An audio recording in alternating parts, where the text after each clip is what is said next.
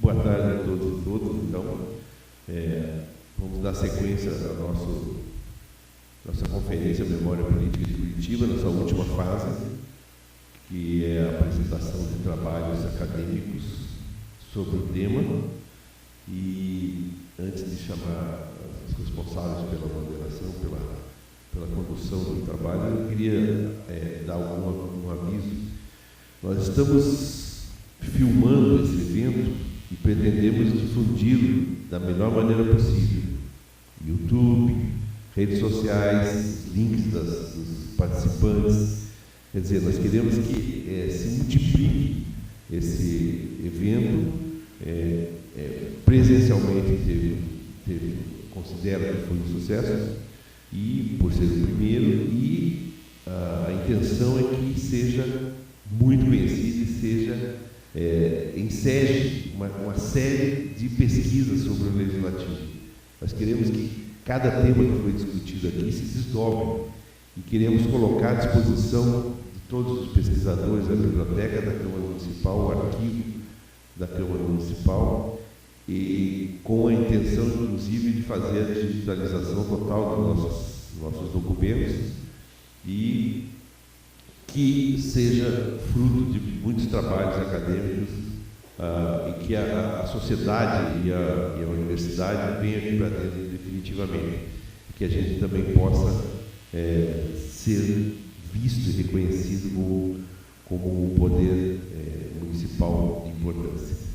Então, quero chamar a professora Alvin Azolim, da Uninter, o Luiz Fernando Moraes, que é egresso do curso de Ciência Política e é pesquisador do NUP, para fazer a mediação da apresentação dos trabalhos. Boa tarde a todos e a todas presentes. Agradecendo desde já essa nossa empreitada, uma jornada de 2 dias, não é fácil, é cansativo para todo mundo. Para quem elabora, uma alegria, mas também é um ônus, tem bônus, mas tem ônus. Agradecer ao Antônio pelo convite, nessa parceria que se inicia com o TFPR, o UFPR, a Câmara dos Vereadores, a Câmara Municipal, a Escola do Legislativo da Câmara Municipal de Curitiba e a Uninter. E a relevância dessa parceria pela sistematização da prática política, pela desmistificação de muitas questões, pela sistematização e compreensão do conhecimento sistematizado em relação ao senso comum, como é interessante. Hoje de manhã a gente viu isso, como é importante a fala do professor Toninho, mas a fala do professor André, como sistematizou muitas das questões que o próprio vereador Paulo Salomão colocou aqui na prática, vivenciado por ele. Então é outro olhar, a gente sai do senso comum e a partir daí o sucesso é maior. Isso também coloca outra questão para a gente pensar, que é o resgate da política como atividade humana. Até que ponto o desgaste da política que a gente tem visto nos últimos anos, isso é benéfico, Até que ponto atende a que interesse, atende a quem, A quem interessa o desgaste da política como atividade humana. E nunca esqueçamos que o que moveu esse evento foi o projeto Memória Política de Curitiba, que o Antônio, então, está propondo, é um convite à comunidade externa, à comunidade acadêmica, para a pesquisa, para sistematizar sobre a política de Curitiba, principalmente a partir do acervo da CMC. Então, todos vocês estão convidados a fazer parte desse projeto, que a ideia, acredito eu, seja dar continuidade às pesquisas em cima do acervo oferecido pela Câmara Municipal, que abre, então, a sua biblioteca, o seu acervo para os pesquisadores da comunidade, acadêmica e comunidade externa. Eu aqui, então, vou coordenar a mesa, eu vou ditar um pouco as regras, antes dela, não vamos mudar a regra no meio do jogo, alguns gostam de mudar a regra no meio do jogo, mas aqui a gente não pode fazer isso. Até por uma questão de objetividade, de logística, eu acredito que seja interessante que a gente tenha as apresentações, e que a partir daí a gente possa, depois dessas apresentações, chamar as perguntas, né? A gente chama todos os apresentadores aqui para que eles respondam as questões, ou enfim, se eles preferirem responder daí. A ideia é dar uns 20 minutos para cada apresentador, e a partir daí depois as pessoas, ao final das apresentações, todas elas, né, levantarem questões. Eu acredito que vocês, anotando as questões, as dúvidas, a gente coordene melhor, né, o desenvolvimento dos trabalhos e não nos estenderemos daí até hoje é sexta-feira, né? É um dia que todo mundo quer organizar um pouco, né, a sua vida extra acadêmica. Pretendemos terminar então, a partir das 5h15, com muito otimismo, mas a gente pretende terminar então às 5h15 essa nossa jornada, né, essa nossa conferência de Memória Política de Curitiba. Eu chamo então aqui para apresentar o trabalho o João Cândido. Meu trabalho é sobre o Ernesto Guaita, engenheiro italiano que morou em Curitiba na virada do século XIX para o XX. Ele fez uma série de construções que marcam a paisagem da cidade até hoje. Foi também responsável pelo primeiro plano de urbanização de Curitiba. Apesar disso, ele não é lembrado, ele é pouco citado. Isso às vésperas de se completar 100 anos da sua morte. Portanto, o objetivo desse trabalho é resgatar alguns fatos sobre ele, na medida do possível, e também traçar um breve panorama da cidade na época em que ele viveu. O Guaita nasceu na Itália. De acordo com o professor Newton Carneiro, irmão do Davi Carneiro, ele teria nascido na cidade de Turim, capital do Piemonte, no meio da conflagração que viria a gerar a unificação italiana. Nesse contexto, ele estuda na Academia Militar de Turim, onde ele chegou a ganhar uma condecoração da unificação italiana. Mas esse envolvimento não teve maiores consequências, ele se desligou do exército em 1870 e, logo em seguida, vem para o Brasil, no final de 1874. Teria chegado acompanhado pela esposa, mas o nome da esposa não é dito. E, depois de um breve período transitando entre o Rio de Janeiro e Paranaguá, ele se fixa em Curitiba, onde depois viria a se fixar em Morretes, na colônia Nova Itália. A colônia Nova Itália já vinha com problemas, ela era uma colônia de imigrantes, que tinha por finalidade implantar esses imigrantes na região, mas eles não estavam recebendo as subvenções do governo, ao mesmo tempo eles também não se adaptaram ao solo de Morretes, havia toda sorte de problemas e, para piorar, o chefe do Guaita, que era o engenheiro Azambuja Parigô, acusou o Lamenha Lins, que era o fiscal de imigração, de utilizar os serviços de um engenheiro no seu engenho de açúcar, ou seja, o Lamenha Lins empregava o engenheiro que era pago pela colônia, o engenheiro trabalhava no engenho de açúcar do Lamenha. Diante dessa acusação, o Lamenha passa a investir contra o Guaita e o Parigô, com o objetivo de destituí-los do cargo. Mas ele não contava com uma revolta dos imigrantes. Em torno de 200 a 300 imigrantes cercaram o prédio da sede da colônia Nova Itália, e com uma bandeira onde com os dizeres viva Guaita, viva Parigô, fora Lamenha Lins. Eles exigiam a permanência dos dois, mas houve todo esse desgaste, os dois foram exonerados dos seus cargos, e a revolta acabou não tendo maiores consequências, porque o governo do Estado pagou o que devia. No auge dos eventos, o Guaita chegou a desafiar o engenheiro que trabalhava para o Lamenha Lins por um duelo, fato que não aconteceu. De qualquer forma, esse episódio todo teve muita repercussão, foi noticiado em todo o Brasil, inclusive no jornal Correio da Bahia.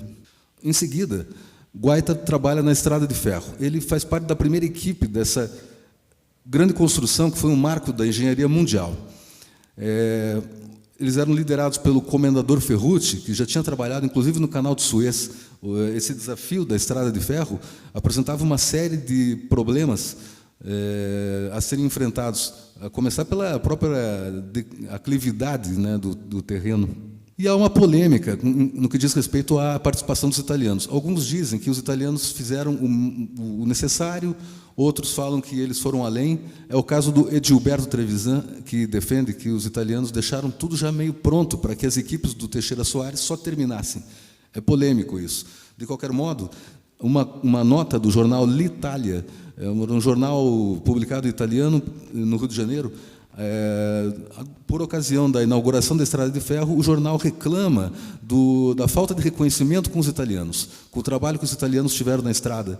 E cita como exemplo o engenheiro Ernesto Guaita, que, segundo eles, teria sido autor da foto da direita, do viaduto do Carvalho, o mais complexo de toda a estrada. Isso, segundo eles. Logo em seguida, o Guaita vem para Curitiba e participa do primeiro escritório de engenharia da cidade, em companhia do Ludovico Tadei e do Gaston Pinot. Mas esse empreendimento não durou muito, porque o Ludovico Tadei, amigo do Guaita, morreu precocemente, com 30 e poucos anos, e o Guaita assumiu as funções exercidas pelo amigo, que, no caso, eram agente consular da Itália e engenheiro da Câmara. O cargo de engenheiro era muito referenciado naquele momento. A administração pública brasileira passou a adotar o parecer técnico para tomar suas decisões, coisa que antes não era comum.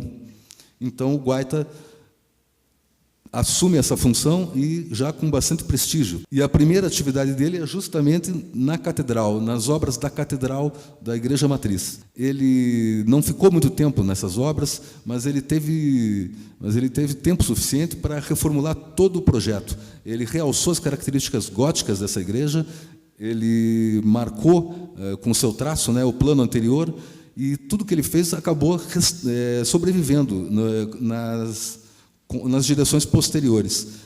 Mas, como dito, ele não permaneceu muito tempo, então é difícil avaliar como seria a catedral do Ernesto Guaita, a gente só tem uma noção. Depois ele até entrou numa briga com o engenheiro que o sucedeu, o engenheiro Rodolfo Pau-Brasil, briga que não deu em absolutamente nada, e a catedral foi concluída pelo Giovanni Lazzarini, também egresso da Estrada de Ferro. O Giovanni Lazzarini, ele é muito citado quando se fala do passeio público, quando as obras do passeio público teriam sido desenvolvidas e concluídas pelo Lazzarini. Mas há um documento que fala o contrário, documento que se encontra aqui na Câmara, uma carta endereçada pelo construtor e historiador João de Mio. Ele revela que a primeira intervenção no banhado, que depois veio a ser o passeio público, foi feita pelo Guaita e pela sua equipe de italianos que moravam no Bigorrilho. Ou seja, uma informação contraditória, mas que deve ser levada em consideração. Em seguida, talvez um dos aspectos mais importantes da vida do Guaita em Curitiba, o primeiro plano de urbanização da cidade. Curitiba é conhecida pelos seus planos diretores, por ser uma cidade planificada, e aqui está o maior exemplo de que isso já vem desde o começo. O núcleo da cidade, durante 200 anos, se limitou a 20 ruas. E daí decidiu-se que a estação da Estrada de Ferro seria construída a uma certa distância desse núcleo, o que criou um vazio entre o núcleo e a estação, um vazio que era necessário povoar. Nesse gráfico, que eu tomei a liberdade de pegar do Humberto Fogaça de Medeiros, da pesquisa Plano de Ação em Projetos Urbanos, de 2011, ali dá para ver bem. No primeiro quadro, de 1879, se vê o núcleo e a estação em laranja. No segundo, a região da estação já está mais povoada. No terceiro, nós vemos a Rua da Liberdade, a Rua Barão do Rio Branco, já configurada. Ela teria importância fundamental, porque, a partir dela, o Ernesto Guaita traçou paralelas e perpendiculares que configuraram toda a região, como se vê no quadro 4. Então, a primeira amplificação da cidade não foi natural, não foi espontânea, foi induzida. Nesses dois mapas, isso fica nítido. O primeiro mapa, de 1857, não é diferente de 1885, a cidade também tinha essa conformação de 20 ruas. Mas, 10 anos depois, a cidade já tem aquele outro desenho, graças à intervenção do Ernesto Guaita. Em seguida, o Guaita, com prestígio pelas suas atividades como engenheiro, ele é convidado a desenhar o Palácio Garibaldi, a sede da Sociedade Garibaldi. A Sociedade Garibaldi, ela enfrentava oposição por parte de um padre, o padre Pietro Colbachini. O padre Pietro Colbachini, ele tinha muita influência junto às colônias do entorno de Curitiba, e ele era contrário à Sociedade Garibaldi por dizer que era um núcleo maçônico, um núcleo anarquista. E ele dizia isso nas suas homilias, nos seus sermões. Era um homem radical, isso é dito em vários relatos. E o que acontece? O Guaita, na inauguração da pedra fundamental do prédio, resolveu criticar o padre, o que gerou um mal-estar, houve um protesto, uma semana depois, centenas de assinaturas exigindo que o Ernesto Guaita fosse destituído do cargo de agente consular. Passado um tempo, uma nova manifestação, dessa vez favorável ao Guaita, dizendo que eles haviam sido enganados na hora de assinar. No final das contas, o Guaita foi obrigado a abandonar o cargo de agente consular. Não se sabe ao certo se por influência do padre Coubachini. De qualquer modo, a pesquisadora a Elaine Katia Falcade Macchio, que pesquisou esse período, ela destaca que o Guaita foi só o pivô de um grande confronto muito maior que se dava entre os colonos do entorno, todos muito ligados às tradições católicas, e os imigrantes do centro de Curitiba, mais abastados, né, ligados ao governo recém-unificado, né, da Itália. Esse episódio não impediu que o Guaita fizesse algumas construções essas que marcaram a paisagem da cidade, como foi dito. A começar pelo Palácio Garibaldi. Nele já se encontram todas as características neoclássicas das suas construções, né? O Guaita é considerado o principal nome do ecletismo em Curitiba. Ecletismo que era um movimento que tinha muita força naquele momento. Obras suas que ainda se encontram pela cidade. É o caso desse sobrado na Praça Generoso Marques. Ele era estrategicamente posicionado em frente ao mercado. Hoje é o Paço Municipal, né? Poucas imagens dessa construção antiga, né? Poucas imagens antigas dessa construção, mas dá para se perceber que ela foi feita com um caráter de durabilidade, né? Outra obra dele, feita com intenção de ser uma residência, o Palacete Vaz, depois foi sede do governo estadual por 30 anos. O que caracteriza essa casa é a quantidade de adereços. Segundo o professor Marcelo Sutil, essa quantidade de adereços era uma característica da época, quando o proprietário queria mostrar status, então ele enchia. Por isso que essas casas antigas têm tantos adornos, tantos enfeites, né? A Escola de Aprendizes Artífices ela não surge com esse objetivo. Os primeiros registros dizem que ela era residência do Guaita. Depois ela foi alugada para a Câmara Municipal de Curitiba, foi alugada para a Assembleia, ela foi sede do Quartel-General de Curitiba e, finalmente, Escola de Aprendizes Artífices. O núcleo, o embrião do Cefet, o TFPR, né? A primeira sede da escola. A Casa Gótica da Rua 15, a obra mais curiosa do Guaita, com os seus arcos ogivais, o ladrilho português, o trabalho em cantaria, né, o formato da obra, o primeiro prédio de 3 andares da Rua 15. Né, ele marca, todos os cartões postais da época sempre mostram essa construção. Concluído em 1893. A nossa sede da Câmara Municipal, desde 63, ela foi construída entre 1890 e 1895. Generoso Marques, então presidente da província, inaugurou às pressas, da província não, né, do Estado, porque já era república, inaugurou às pressas o prédio para a Constituinte de 1892. O que o Marcelo Sutil fala do prédio é que o Guaita optou por não colocar tantos adereços. Ele apostou na volumetria, nos avanços, nos recuos, nos vazios, e todas essas características somadas à escadaria dão um ar monumental ao prédio, que não era tão comum em Curitiba na época. Essa foto eu trouxe como curiosidade, porque foi tirada do alto da 15, né? É a visão que alguém teria olhando do alto da 15 em direção ao sul. E aquele ponto branco é justamente o prédio do Congresso, o Palácio Rio Branco. Em algum momento, né, pelo menos um pouco depois que ele foi inaugurado, ele tinha uma grande visibilidade na paisagem de Curitiba. A última construção é o Palacete Macedo, do comendador Manuel Macedo, um ervateiro que tinha a sua indústria no Batel. O Palacete Macedo ficava no cruzamento da rua Benjamin Lins com a Buenos Aires. A grande característica dele é a escadaria lateral, né? E também poucos ornamentos. Foi sede do Museu Paranaense por 30 anos, até ser demolido em 65, com o objetivo de se construir um banco, coisa que nunca aconteceu. O terreno até hoje está vazio. Depois dessas construções, o Guaita, curiosamente, já um idoso Guaita, ele é convidado para ser secretário de obras. Então, aqui acontece uma grande ironia da vida, porque no momento que ele iria pôr em prática o seu conhecimento, pôr em prática tudo que ele aprendeu, ele sofreu um acidente, alguma coisa, o jornal não especifica o que aconteceu, mas uma pedra bateu na cabeça dele, alguma coisa do gênero, porque ele ficou incapacitado, ele pede 2 licenças, pede exoneração, não chegou a ficar 1 ano como secretário.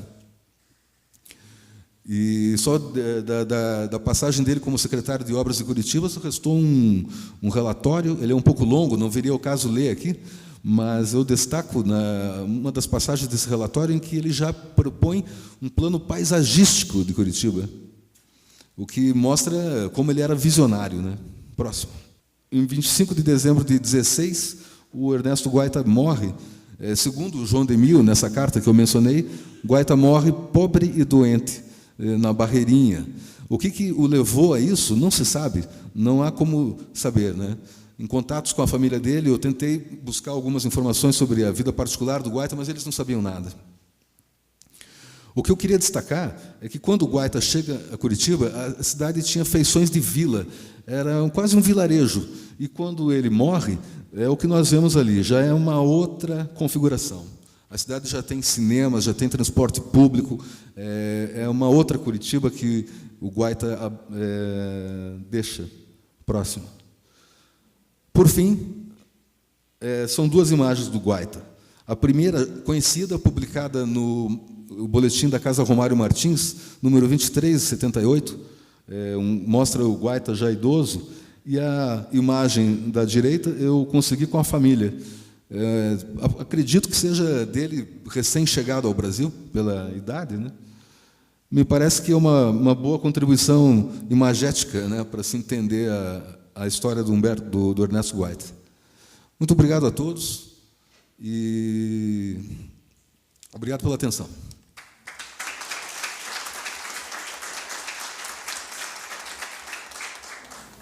E como foi importante, como foi interessante, né, esse resgate, e como é possível fazer sociologia com, né, da arquitetura, né? É muito interessante. Uma vez eu ouvi um ditado, né, uma frase que dizia assim: no Brasil até o passado é incerto.